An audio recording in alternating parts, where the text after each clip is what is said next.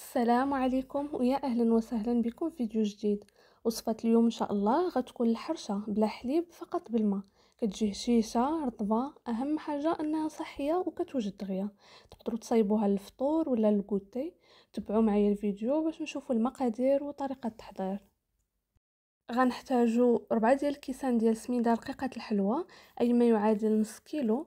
معلقه صغيره ديال الخميره ديال الخبز، معلقه صغيره ديال الملحه او ايضا ديال خميره الحلوى، ومعلقه كبيره ديال سنيده، 2 كيسان ديال الماء دافي، ونص كاس ديال الزيت. بالنسبه لطريقه التحضير غنخلطوا النواشف هما الاولين، سنيده، الملحه والخميره ديال الحلوى وخميره ديال الخبز. نخلطوهم مع السميده مزيان. عاد غنضيفوا الزيت غنبقاو نبسبسو السميده حتى تلبس فيها الزيت مزيان بهذه الطريقه هذه كيف ما هو موضح في الفيديو. ومن هذا الخليط هذا غنقص تقريبا 3 ديال المعالق كبار، هما باش غنقرص الحرشه باش ما تلصقش ليا فاش نكون كنقرص. وغنضيف الماء.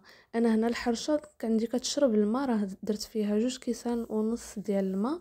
وغنبقاو كنبسبسو الحرشه غير بالصباع، الحرشه ما كتعجنش. بهذه الطريقه هذه. انا عندي هنا الزلافه غارقه شويه، السميده اللي لتحت ما كيوصلهاش الماء، داكشي باش كنحاول نجبد السميده اللي لتحت ونطلعها الفوق باش كامله تشرب بالماء. وغير بصباعي كنبقى نخلط الخليط حتى كيتجمع، وكيولي عندنا واحد الخليط اللي هو خفيف شويه. واخا تجيكم السميده جاريه شويه الا كثرتوا الماء ما تخافوا ما والو، غير خليوها تشرب شويه. السميده ضروري ما كتشرب الماء اللي كنديروا فيها. هنا مورا ما تجمع ليا الخليط غنخليه واحد تقريبا 5 ديال الدقائق حتى يشرب الماء ويتجمع ليا السميده. وغنبدا كنطيبها.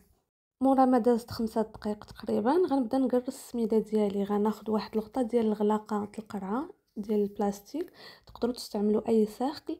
وغنبدا ناخذ كويرات ونفندهم في السميده اللي خلينا على جنب قبيله، ونبدا نقرصها بهذه الطريقه هذه كيف ما هو موضح في الفيديو. وغناخذ شويه ديال السميده نديرها من الفوق عاوتاني باش ما تلصقش ليا العجينه في المقله.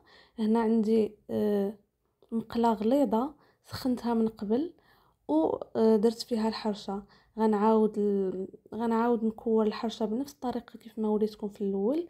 كنسبق شويه ديال السميده، كنكور كويرات ديال الحرشه، وكندوزهم من السميده والزيت اللي درنا من قبل. وكنعاود نضيف شويه ديال السميده من الفوق باش ما تلصقش الحرشه في المقله.